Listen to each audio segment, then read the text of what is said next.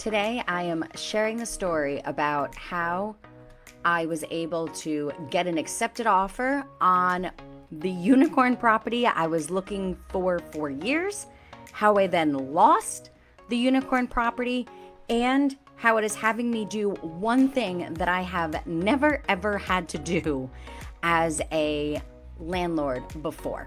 So, thank you for joining me for today's episode of the Lady Landlords Podcast.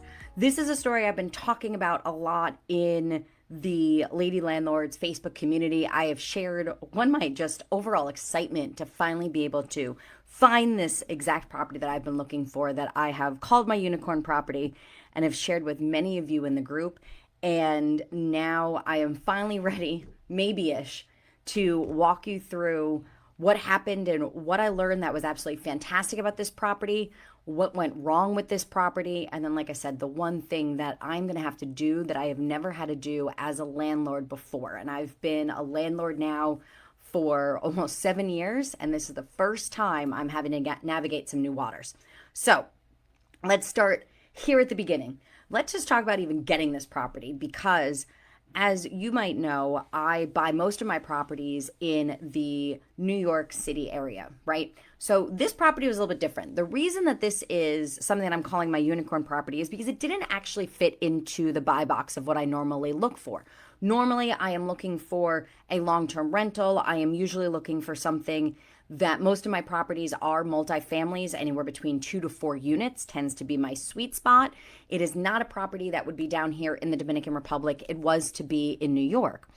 And the reason it is not only a little bit different, but the reason that this property is something I've been looking for 3 years is because it was actually the property that my husband and I were planning on moving into. So this now was switching the game. Everything that I have bought up until this point has been an investment, right? Even the first property that I bought, which was originally supposed to be for a home for my husband and I to be able to live in, the idea of it actually was still to have that investment piece. We were house hacking, where we bought a multifamily, lived in one unit, and then rented out the other unit. So that way we really had that income coming in from it. It was fantastic, especially for New York, just with expenses just being so high. It really allowed us to be able to cut down on what those costs were going to look like and actually live for free, which in the New York City area is pretty amazing. But this now was going to be different, because this was actually going to be the first single family home I was going to buy, that the entire purpose of it was actually for me just to be able to live in. So that's why I think it's taken us so long to really be able to find this property. To be honest, an area to live in has been incredibly challenging for us. My husband and I get to be full-time real estate investors. So I'm not tied to a commute. I'm not tied to a location. So it's very difficult, especially if you know the New York City, Westchester kind of area.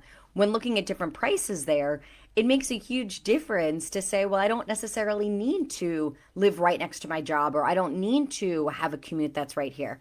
Also, it's just the two of us. We don't have any kids. So I'm not looking into a school system. It's not saying, okay, well, this is something that I really need to be very close to. So because of that, it's been very challenging to find a place. So we've actually been looking at properties for years.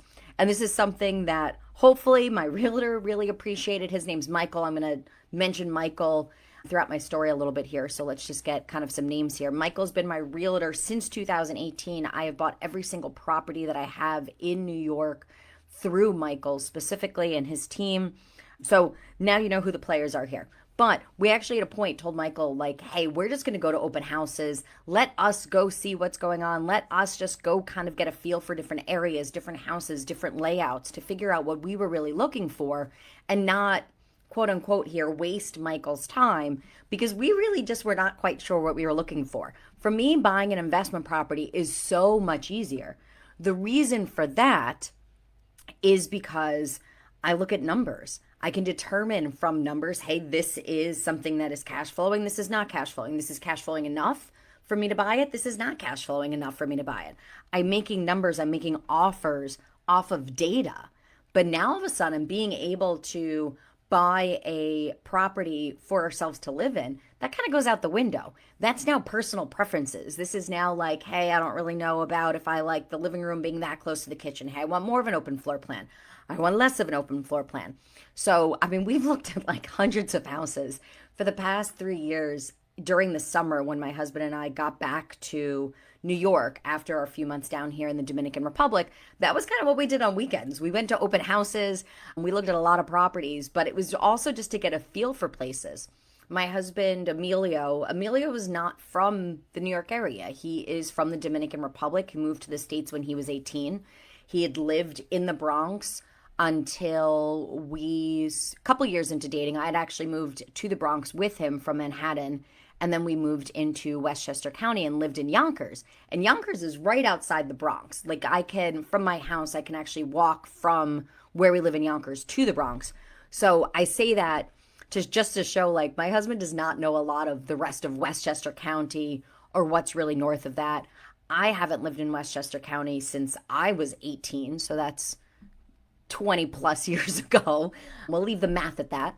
But 20 plus years ago, so like I don't even really kind of know my ways around. When I lived in Westchester, it wasn't a place that, I mean, I didn't really drive. I wasn't going around outside of, where my parents' house was versus where my high school was. That was as far as I went. So it really was a very big learning experience for us to look into different areas and where we wanted to go. One of the decisions that we actually made was to move closer to some of my family, which happens to be like an hour north of like New York City. And that to me is like crazy. It's funny because when Emilio first met my family and went that far north in New York, which is not that far north. If you've ever seen a map, New York is actually huge. There's a ton of space. So it was just really interesting to see how, like, for him, like, I call that upstate. He calls that upstate. It's very different without having streetlights, and it's just a little bit of a different world from us that are more city people. That's just kind of what we're more used to. So what made this really interesting was through this, we had normally stopped looking for properties that while we were not in the United States. If we couldn't go to it in person, we kind of weren't considering it. We were just like, we'll take time off when we were down here in the Dominican Republic and we pick up our looking when we get back to the States. So that was something that was a little bit different. We actually decided, and I'm going to share more about this. This is going to be a little bit of a two-part segment. Next week, you'll be able to learn a little bit more about this unicorn property. So I am going to kind of break this up into two sessions so it's not too long, as I really want to get you some of the points that I had mentioned at the beginning of this episode here. But we decided that was an area that we were going to consider, and there just happened to be a property that came on the market that looked fantastic. Now, we're down here in the Dominican Republic, not a problem. We decided that was something that we were just going to move forward and do a virtual showing for, right? I teach other women all the time how to do virtual showings and how to buy really anywhere in the world all the time in our inner circle with Lady Landlords. So this is something I feel incredibly comfortable with. I will be honest, it is not my favorite thing to do. I get really bad motion sickness every time we do it, but I was excited, and I was really excited for this house. So my realtor goes to the property. My mother is at the property. I think my dad went too that day, and they're doing that virtual showing with then Emilio and myself down here in the Dominican Republic being able to watch it. Now, this property went on the market Thursday night, okay? Thursday night, we saw it. I immediately reached out to Michael and said, hey, I want to be able to get into this house.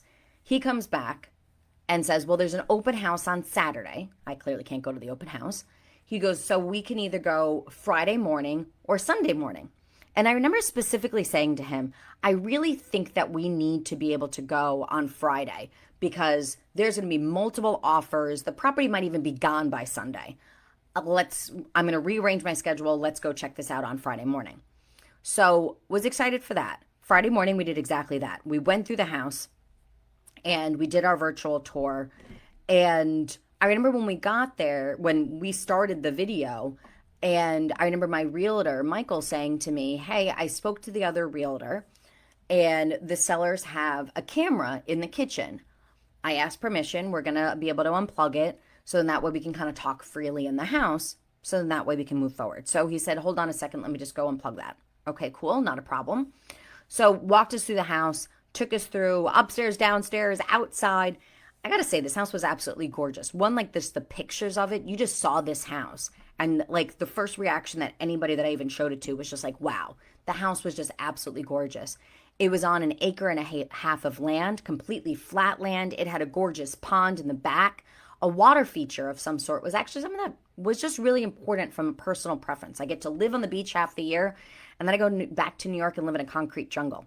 I like my water. I wanted either a pool, a pond, a lake, something with a river. Just give me something here. So that also really excited me. And just to have that flat land there also gave me the space to be able to put in a pool. The house, the layout just really worked. It was not totally cookie cutter, but at least had some unique features to it that was really great.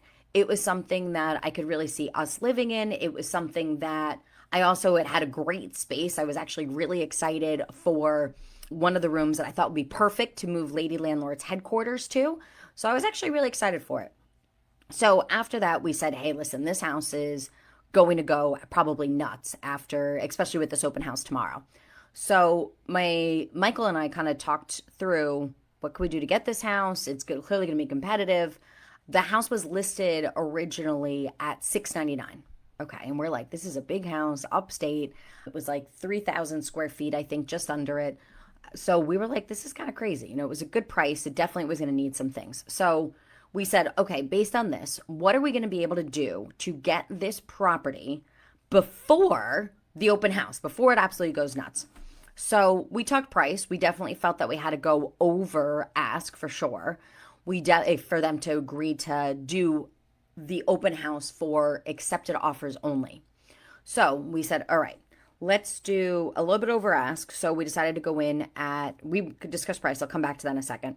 So we decided to discuss price. We decided we were going to waive our appraisal contingency. If that's something that you're not familiar with, an appraisal contingency says when a house has that appraisal, if the house does not appraise for what the offer price is, when you waive that appraisal contingency, you as the buyer agree to pay the difference, okay?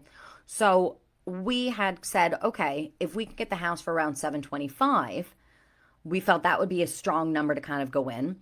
We felt that if we waive that appraisal contingency, honestly, I know the market. I've been looking there for years. I know what the house is worth. I felt really confident that the appraisal would come back higher. Otherwise, since it was my own personal home, I was okay with if I was going to have to pay a couple grand. But like I said, I know my markets. Ladies, when you're buying houses, when you're putting offers in, know your markets so you can know your numbers. So I felt comfortable waiving that appraisal contingency at that $725. So we felt like that would give a nice solid offer to the sellers. Michael calls back the other realtor, says, hey, what can we do to kind of get this thing done? Here's what my buyers are thinking. They want to waive the appraisal contingency. The seller's realtor tells Michael, hey, this is actually being sold by an estate. The person that owned it has passed away. The wife passed away. This is actually a stepson that is selling it. The house has been empty for a while. They're paying taxes on it. They're paying utilities on it. They would be perfectly happy to kind of move quickly. There was nobody living in the house that needed to find another location. It made sense for a quick close. So the agreement was really the over ask price. They actually even came back and the seller's realtor was like, oh, we would do this for $715. Fantastic. That was lower than what I was even willing to pay for it. So absolutely fantastic. $715, waive the appraisal contingency, quick close, contracts out. We're going to go out. Once again, this was now Friday morning. We planned on saying that we were going to do an inspection and also our inspection for information purposes only, right? Informational purposes only. We wanted to make sure that just everything was checked. And then also we put in there that we needed to make sure that the mechanicals were safe and that the mechanicals were also in working order. Okay. So we said, we'll do the inspection on Sunday. They said, perfect. Accepted offer. I got to be honest. I actually cried. I was so excited that we got this property that I've waited so long for, and I was so excited for it. And I still hadn't seen it. I was still down here in the Dominican Republic. The property is up in New York. So we were so absolutely ecstatic for it. They did the open house. They told everybody, hey, we already have an accepted offer, but we're accepting backup offers. Totally cool. Sunday, my home inspector, who I have used multiple times, he goes out. Also, this happens to be an area that is a little bit closer to my family. So my brothers, I have two brothers that honestly they could build a house from ground up. So they were able to stop by and it was really nice. It was really nice to be able to see. And I have some amazing pictures of my brothers there, like with the inspector going through this house I'm so excited for. I still chose at this point in time not to fly back. I will be honest, at this point, I was really going through this crazy debate of, do I actually now want to go back and see this? I was kind of like, man, I've been looking for a house for 3 years. I've seen hundreds of houses. Now, all of a sudden, when I am not there, now all of a sudden, a house that's just quote unquote perfect just happens to pop on the market. I almost felt like it was kind of too good to be true. So, inspection came back. There were 2 or 3 things that just really came back as like a huge safety hazard. Now, listen, you had your regular things. To be honest, one of the biggest problems with the house was that the roof was 30 years old. There was some leaks. There were some issues with what was going on with that. But to me, okay, fine. I got to call one person. I got to call one roofer, get one team of people out there, get one project done, and then I can move on. I actually preferred that. A lot of the other houses that I had seen were properties that just had a punch list. The lock needs to be fixed in the bathroom. There's one broken window in one of the bedrooms. The carpet in the upstairs bedroom needs to be changed. One cabinet in the kitchen needs to be repainted. And I was like, I don't want this like crazy punch list of stuff. I'd rather, to be honest, the bigger ticket items that just have to be done once. And then that way I can just get them done and kind of move on. So I was like, okay, the roof I don't care about. That's perfectly fine. I feel like I'm getting the house still for a really great price, a $35,000 roof. Okay, we'll be perfectly fine. That still, I can fit that into the budget because I still felt like I was getting a really great price for this house. 2 issues had then kind of come back. One was in the mechanical room, they actually had all the different mechanicals kind of going out one vent, which was also attached to the chimney. So it was really kind of a fire hazard to have that kind of all using the same vent. They were actually all supposed to have their own vents. So now all of a sudden it was really kind of putting a lot of pressure in one place. And I remember when I got the pictures of it, you could just see like how close like this vent was. And you could see like the charred kind of like around it from where it was just overuse, overheated, and really kind of burning, if you will. It, even from just the naked eye, and an unprofessional eye, as I'm not a home inspector, this just did not look right. The second piece that then ended up coming back was we did a radon test. The radon test also came back incredibly high. All right, not a crazy thing, but still a conversation piece to be able to have. So we still had to do our septic inspection for the place where this property was. That was still a requirement. It was going to be a couple days later. The only other concern that I had about the house, as I was saying, I was okay with bigger ticket items, but I really wasn't looking for 1,000 little small projects, is pieces of the house just seemed a little outdated. And I really wanted to make sure I wasn't coming back to a project that was going to need a ton of work, right? I do other rehabs for a living. I wasn't exactly looking for one in my own home, especially not right now. Also, I will say, over the now 7 years that I've owned properties, Emilio and I tend to put our property last. It's usually our own properties that we do for us last. We take care of any of the work, any of the issues that our tenants have first. And then unfortunately, that means delaying projects for us. So I did not want to move into something that I'm like, oh my God, this needs to be changed. That needs to be updated. And then I didn't do it for, 5, 10, 20 years. A lot of the bathrooms, they all had wallpaper. There was interesting light fixtures that I wouldn't say were my style, weren't offensive style, but weren't necessarily my style. So that was something that was a little bit different. And there were just certain other things that I just kind of couldn't tell a little bit. So I actually decided on Monday to fly home on Tuesday to go to the septic inspection on Wednesday and return on Thursday. All right. So, and this is something that I actually shared in our Lady Landlords community about that travel home. I was actually flew back to America for 40 hours. So I thought that would just be helpful. We needed to do the septic inspection before getting into contract. That was our agreement to still be able to do that. And that was supposed to take place on Wednesday. We were supposed to be in contract then by Friday because we weren't negotiating. We weren't having any other issues with any other things here. But we still need to do our due diligence on that. Remember, in the state of New York, though, which is not the same as every other state here, but in the state of New York, you get your accepted offer, then you do inspections if you so choose to, then you go to contract, right? So technically, if you're not in contract, it's still technically not your property, right? That's going to become an important piece here. But so we needed to get to contract sooner than later, but we also needed to make sure that we were doing our due diligence and doing our due diligence properly. So attorneys are now talking on Monday. I buy my flight. We're getting everything ready with the contract just so that way we can just kind of drag and drop the information that kind of comes in from the septic inspection and get everything kind of buttoned up on that space. So I fly home Tuesday. I walked in the door, had a couple things I already had to do, woke up the next morning, drove up to this property, and I got to say, I was absolutely amazed when I got there. The neighborhood was absolutely gorgeous. Every house was just prettier than the next house. And I was so excited to pull up to this house that now I had the accepted offer on. It was a corner lot, which is something that Emilio had already wanted. I had mentioned, it had this pond in the backyard, which was absolutely gorgeous that I'd always wanted. It had room for the pool that we were always looking for. Inside the house, I have to be honest, I was actually really impressed that it had items within the items in the house that I felt like were outdated actually looked better in person than they did on camera, right? Or even in the listing photos. It was really cool to be able to see. And I was like, okay, maybe that one bathroom, that wallpaper, that's going to have to go. But in general, I actually felt that the house looked much better in person even than online. So now I am all incredibly excited. Septic inspection went fantastic. Went back, said, all right, good. This thing is like solid. We're ready to sign contracts. And we were in a great spot on Wednesday.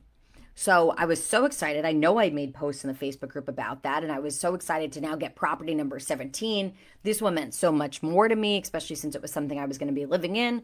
We felt like we were actually helping the sellers because once again, they were looking to offload a property that was just costing them money every single month.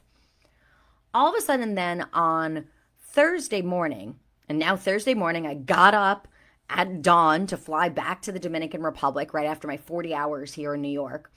And I remember my realtor called me and was kind of frantic on the phone and was just like, hey, I just talked to the seller's realtor.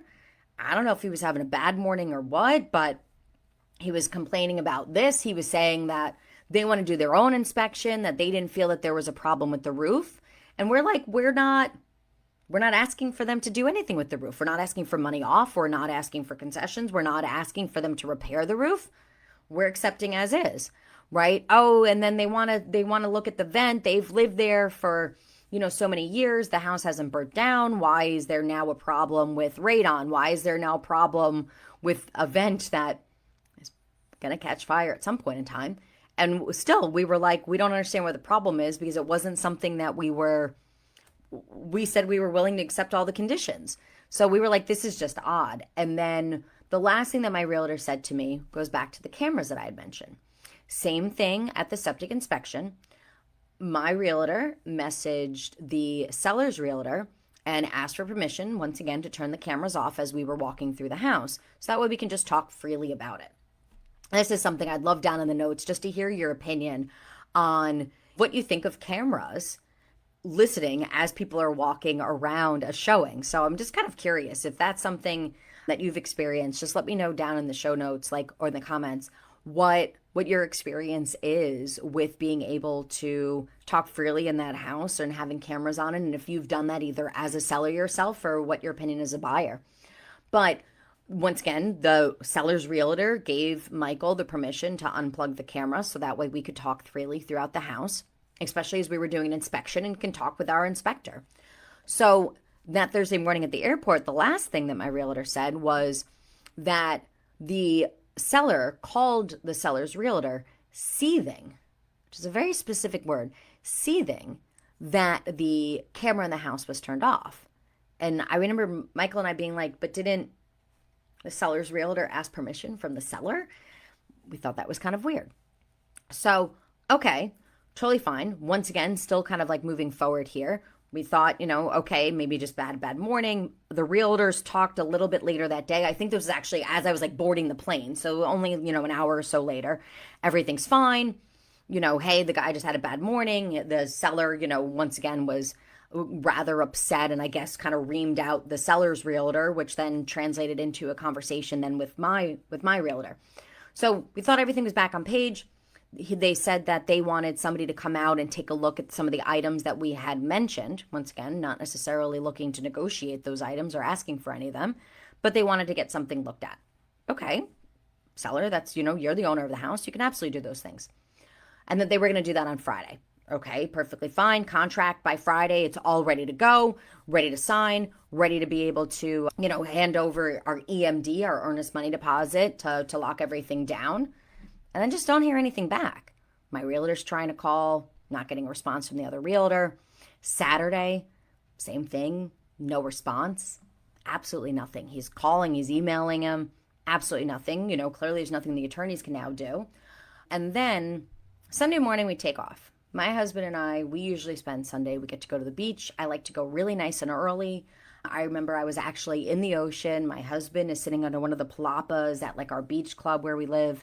And I remember I'm in the water and all of a sudden I just hear Emilio just screaming like, Becky, Becky. And it's just waving at me to like come out of the water. And I kind of rush out being like, what's going on? And he's just like, we got to call Michael. I open my phone and first I see an email that Michael had forwarded from the seller's realtor stating that they are no longer going to move forward with us as buyers. And they go through saying that they had their own people come and take a look at the property and didn't find any signs of leaks, any issues with the roof. And we're like, we're not even debating the roof. Where did this come from? And anybody could see that there were leaks on the wood. So I don't really understand who they had come out. And one, we're just kind of, combating some of the things that we had mentioned in our inspection, which once again, were conversation pieces. They weren't items that we were negotiating, having an issue with, asking for concessions, nothing. So that kind of didn't make sense. Two, the seller's realtor had mentioned that he felt that the seller didn't want to sell to us because the cameras were unplugged. They consider that personal property being touched. Yeah, absolutely. But the seller's realtor gave us written permission every single time that was done. So I was like, well, that's not really fair to blame us for if that's something that was kind of agreed to on that side.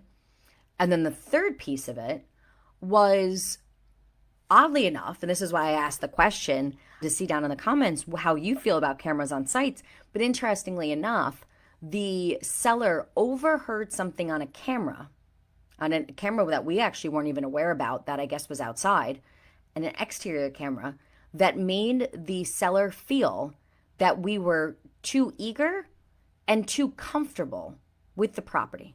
Also very interesting specific words. So because of that, they weren't going to sell us the house.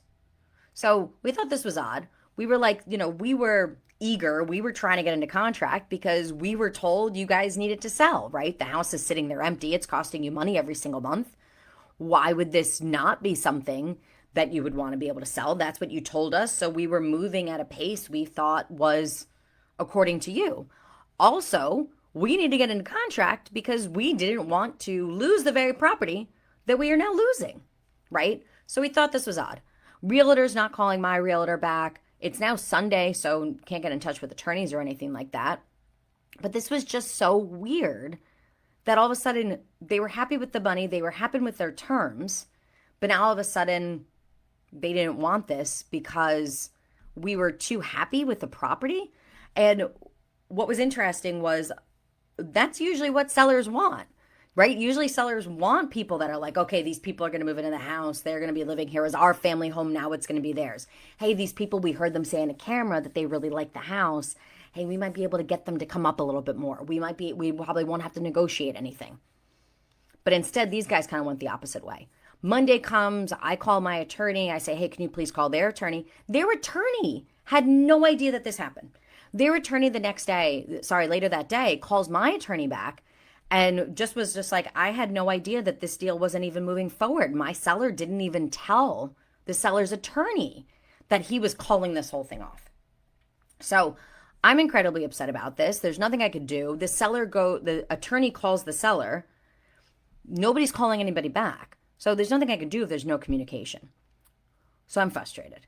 So now I'm like, okay, they probably found somebody else. They probably got another offer. The first thing I think about is they just found somebody that was going to give them more money and move forward, right?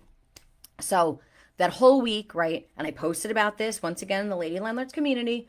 And I want to thank so many of you, Jody, Sam, Amy, that were like, don't worry. The right property is going to come along. There was some reason this wasn't meant to be. There's going to be another property. And ladies, I completely agree with you. Okay. This rejection is definitely protection in some type of way. I don't see what it is, but to be honest, I was still kind of pissed off about it. I am still hurt. I did not like no. I did not like losing. And also it was just so odd. If you had said, hey, listen, other people offered us more money. Either you beat that number, you match that number, or I'm going to go with them. Totally cool. But the inspections themselves cost me thousands of dollars. Me flying home, which was completely my choice, that cost me money too. That cost me a lot of time. 40 hours to go through 2 different countries. I got to say, that's kind of a record even for me who travels extensively here. But I wasn't even upset about like that money. That was my own personal choice. But if you were just going to go with a higher offer, don't have me do these inspections, right? Now I'm upset. My whole family is upset because you have to remember, we were at the property 3 times. The virtual showing, where my parents and my realtor were on the property, the inspection, where then my brothers were, and then the 3rd time, where then I was with the realtor for the septic inspection, and also my mother came back to that. So now my poor mother, is calling me being like, oh my God, what did I say? Did we lose the house for you?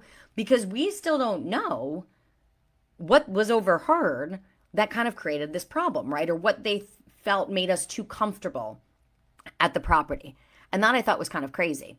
So, and I got to be honest, like my mother was at the house more than anybody else. So did they think that my mother was the actual buyer? Did they realize it was me? I thought that was really kind of weird.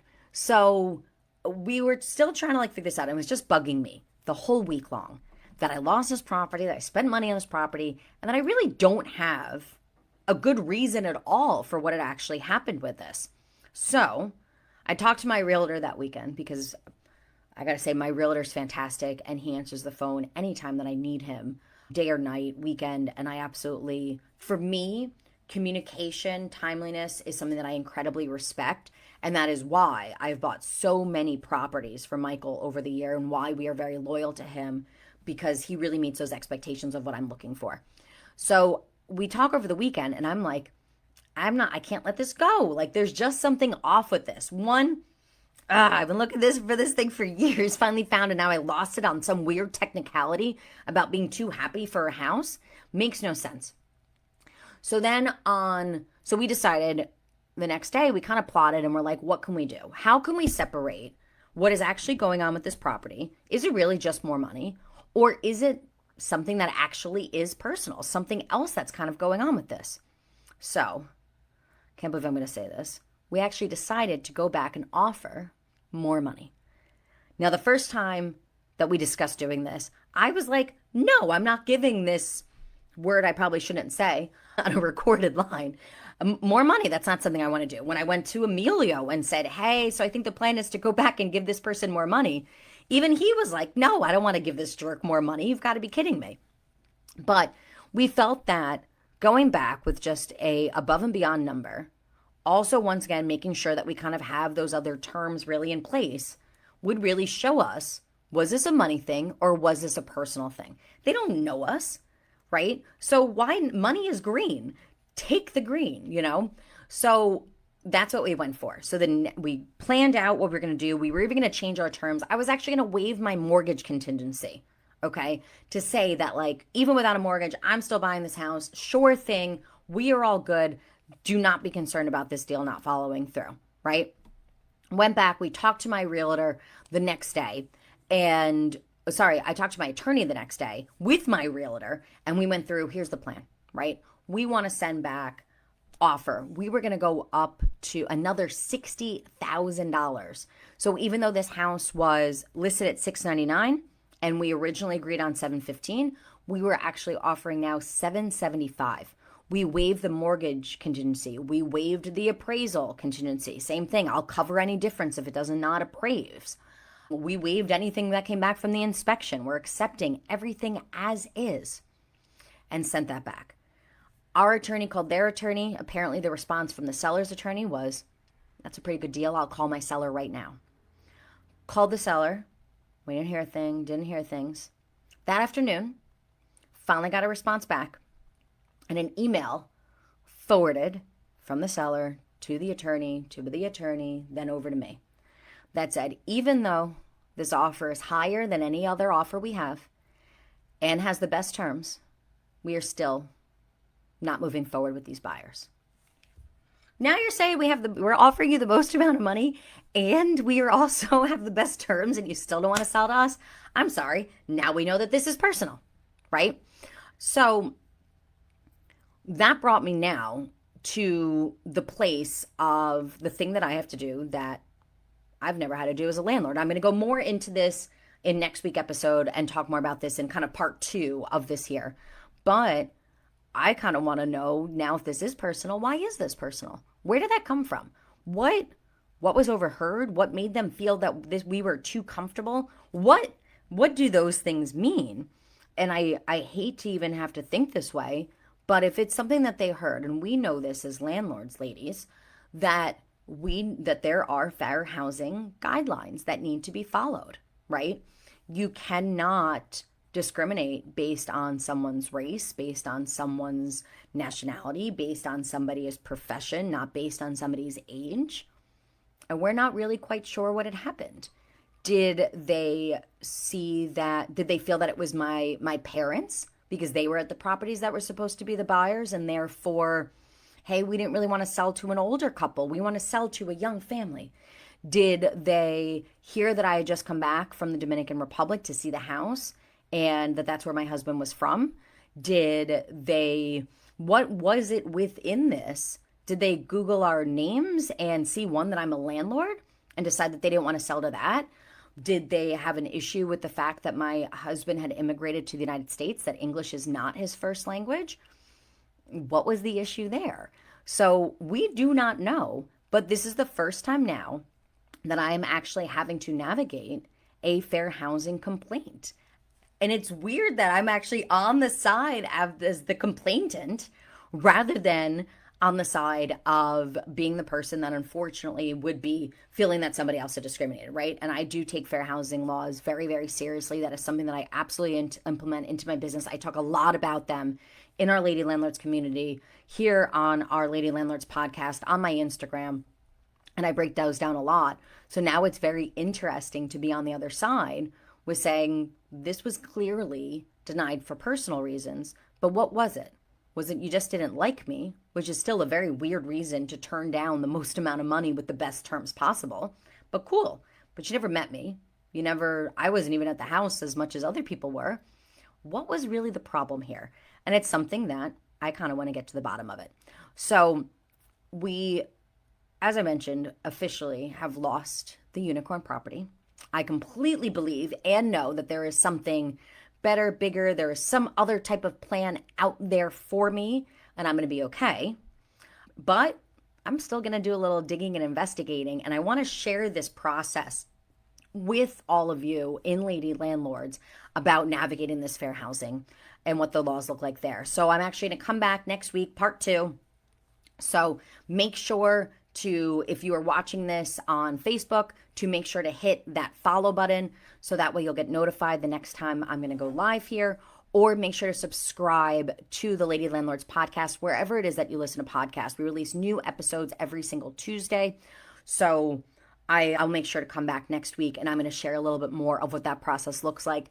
Conversations are just kind of starting with what that looks like legally. So I do want to make sure to update you guys. So I'm going to come back and walk you guys through that process there. But this has been, I got to say, to be honest, it's been very difficult for me to talk about this property. in my household, and I've also explained to my realtor, we do not say that street name. We do not say the name of that. We do not say the name of that street.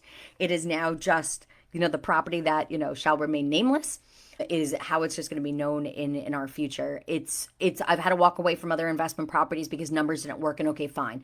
Inspections were horrible. Okay, fine. Those are business decisions. But for some reason, this is personal and I don't understand it. And I also don't think that's a reason to deny somebody a house. Okay. So like I said, I will update you guys on what's going on with the Fair Housing Complaint next week. Like I said, do make sure to hit that follow button, hit that subscribe button if you were listening to us on the podcast.